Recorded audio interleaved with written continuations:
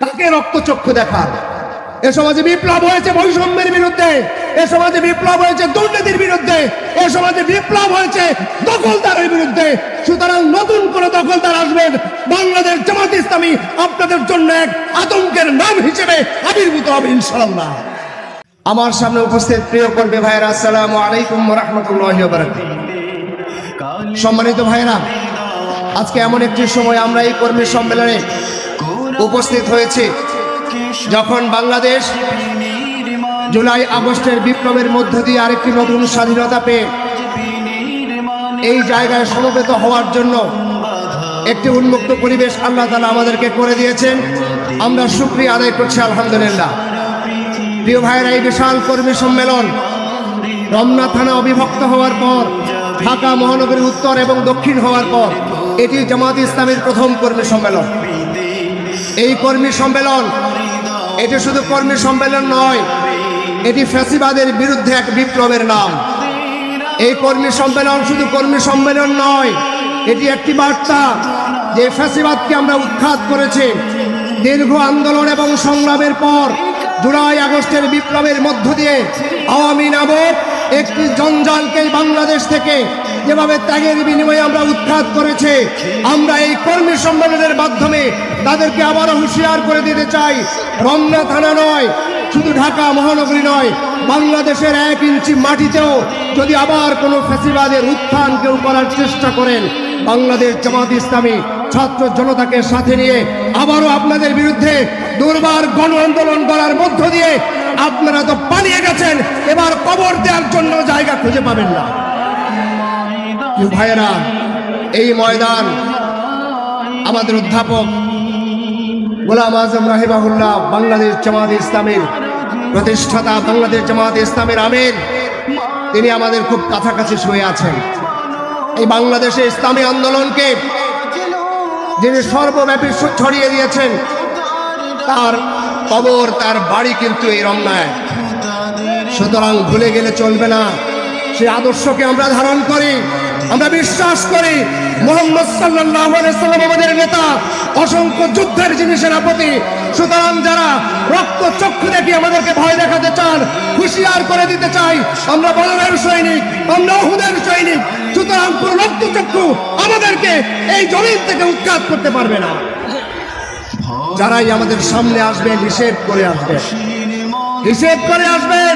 আমরা শহীদের চেতনা লালন করে, আমরা মাওলানা মতিউর রহমান নিজামের চেতনা লালন করে, আমরা আলী আহসান মোহাম্মদ মুজাহিদের চেতনা লালন করে, আমরা আব্দুল কাদের মোল্লা রাহিমাহুল্লাহর চেতনা লালন করি। তাকে রক্তচক্ষু দেখান। আমি আশা করব ফ্যাসিবাদকে উৎখাত করেছি, নতুন করে কোনো ফ্যাসিবাদ এই সমাজে আমরা আর দেখতে চাই না।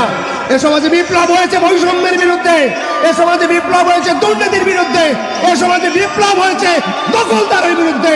সুতরাং নতুন করে দখলদার আসবেন, বাংলাদেশ জামাত ইসলামী আপনাদের জন্য এক আতঙ্কের নাম হিসেবে আবির্ভূত হবে ইনশাআল্লাহ। সম্মানিত ভাইয়েরা, বাংলাদেশের রাজনীতি করার অধিকার সবার আছে, রাজনীতি করবেন। আমরা একটি সুন্দর সমাজের মাধ্যমে রাজনীতি করতে চাই, যে রাজনীতির মধ্য দিয়ে সমাজে ন্যায় এবং ইনসাফ প্রতিষ্ঠিত হবে।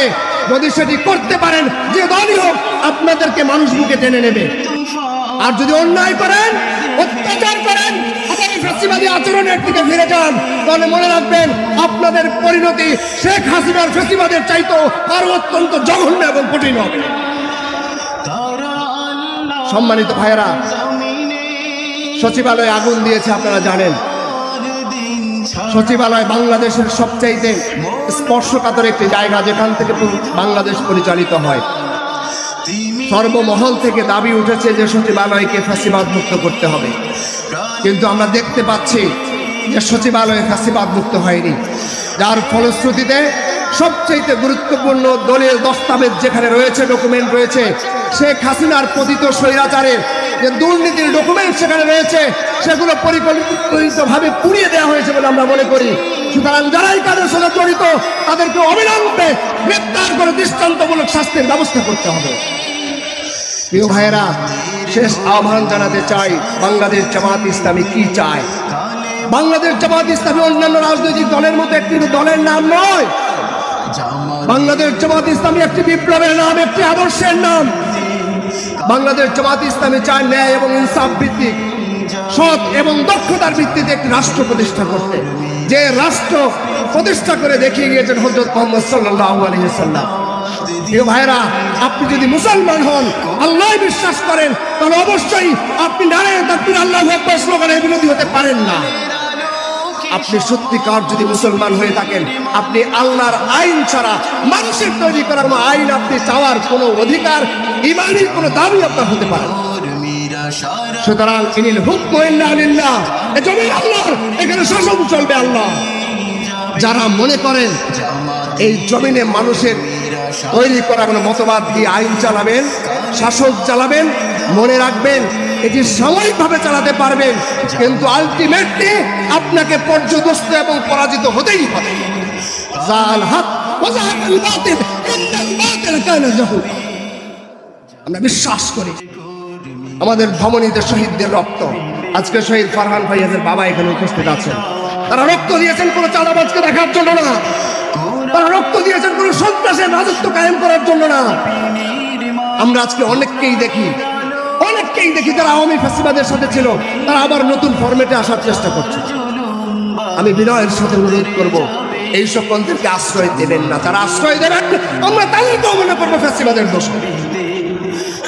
সম্মানিত ভাইয়েরা, আসুন বাংলাদেশ জামাত ইসলামী যে ন্যায় এবং ইনসাফ ভিত্তিক সমাজ চায়, বাংলাদেশ জামাত ইসলামী একটি কল্যাণমূলক রাষ্ট্র চায়।